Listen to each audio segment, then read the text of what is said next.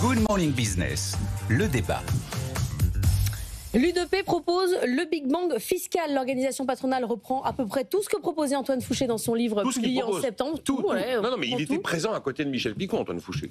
Donc c'est la proposition d'Antoine Fouché, traduite dans un texte type proposition de loi, d'ailleurs, dit Michel. C'est pas, les syndicats ne présentent pas des propositions de loi. Antoine Fouché sera à 18h30 ce soir sur notre antenne. Objectif, augmenter le salaire net en faisant revenir la TVA sociale. C'est ça l'idée. Est-ce que c'est une bonne ou une mauvaise idée, Nicolas? Non, ce qui peut augmenter le salaire net, c'est d'abord le fait de travailler davantage. Ce qui peut augmenter le salaire net, c'est de le taxer moins en baissant la facture sociale. C'est pas du tout dans la proposition. Ce qui peut augmenter le salaire net, ça s'appelle les gains de productivité. Ça, ok. Maintenant, je vais quand même essayer de défendre un peu le truc, parce que je pense que Jean-Marc va dézinguer l'affaire. Se dire que... Oui. Se dire que... Alors, c'est quoi l'idée? Allez, 116 milliards d'euros que je libère sur les actifs, 28 millions de personnes, qui sont des gens qui sont actifs, qui ont besoin de construire une vie, qui ont besoin de consommer, de dépenser.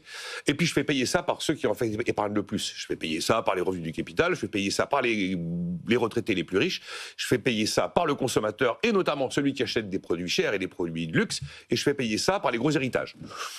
On peut se dire, c'est un simple transfert, hein. Si on change de payeur, on modifie le payeur.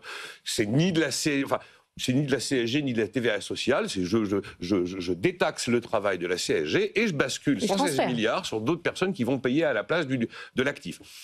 On peut se dire qu'en termes de dynamique de consommation, de dynamique d'activité, ça peut peut-être se défendre. Moi, je pense que ça ne verra pas le jour, surtout avec le vide politique qu'on a aujourd'hui. Les montants en question, 116 milliards d'euros. Mais on sait qu'on a un problème d'appétence pour le boulot, que la question du salaire net est quand même un sujet. Les chiffres qui sont pris, 54% le net aujourd'hui, c'est 54% du brut, c'était 70% il y a 50 ans. C'est pas une vue de l'esprit. Donc, se dire qu'il y a une piste à creuser, pourquoi pas? Maintenant, encore une fois, les moteurs du salaire, je vous ai absolument pas dit que le moteur du salaire, c'était faire payer quelqu'un d'autre à la place de l'actif. Libérer le salaire net, Jean-Marc, vous adhérez pas? Non, pas du tout. Je trouve que ce raisonnement est un raisonnement fallacieux, d'abord sur le plan théorique et ensuite sur le plan pratique.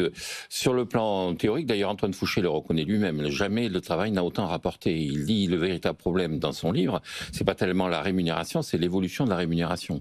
Il dit si je compare ce que gagne aujourd'hui un salarié au SMIC ou un salarié au niveau moyen par rapport à ce qu'il gagnait dans les années 70 ou 80, il gagne beaucoup plus en pouvoir d'achat. Simplement, le salarié des années 70 avait une perspective d'amélioration assez forte de sa situation, alors que là, maintenant, l'amélioration n'est plus au rendez-vous. Donc, c'est plus un problème de niveau, c'est un problème d'évolution. Or, en termes d'évolution, effectivement, ce que dit la théorie économique, c'est que ce qui détermine le salaire, il y a toute une littérature qui dit la grosse erreur, c'est de considérer que c'est le bureaucrate qui fixe le salaire, alors que c'est le marché qui fixe le salaire. Et le bon marché, Nicolas a employé le mot magique, c'est la productivité. Le bon salaire du marché, c'est celui qui... Oui, mais quand il est taxé autant le salaire, on peut quand même dire que c'est l'État qui fixe le prix. Oui, alors après, il y a un problème effectivement, de prélèvement. Or, est-ce qu'il est taxé de façon excessive? Ce que l'on met en avant, c'est le prélèvement, les charges sociales, qui sont des cotisations sociales. Et donc, en fait, elles ne sont pas assez élevées. Elles ne sont pas assez élevées puisque ce qu'elles financent est en déficit.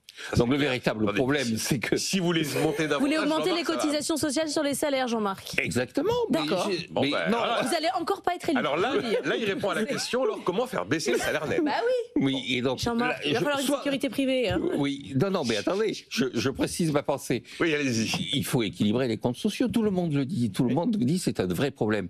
Donc équilibrer les comptes sociaux, c'est soit vous augmentez ce que paient les gens, parce que les gens, ils ont un service en regard. Les gens, or, ils ne sont pas contents de ce service en plus. Ils trouvent que l'hôpital ne fonctionne pas, ils trouvent que le système de retraite n'est pas le bon système de retraite, ils se mettent en grève contre les réformes qu'on leur propose. Donc il faut se pencher vers ce mode de financement, mais surtout vers la dépense sociale. Donc effectivement, il faut se poser la question de savoir, est-ce que, par exemple, des compagnies privées ne géreraient pas mieux la dépense sociale? Donc il faut véritablement réfléchir en disant, non pas c'est trop cher, c'est dire, si c'est trop cher, est-ce que des gens feraient mieux, d'autres personnes feraient mieux, ou est-ce qu'on peut baisser la facture? Mais dire, de toute façon, c'est trop cher, donc vous allez payer moins, c'est creuser le déficit. Donc sur le plan théorique, à mon avis, c'est aberrant. Sur le plan pratique, je pense que le pays souffre d'abord d'un excès de consommation. À partir du moment où il a un déficit de sa balance des paiements courants, il est un excès de consommation. Donc dire on va favoriser la consommation est une aberration pratique.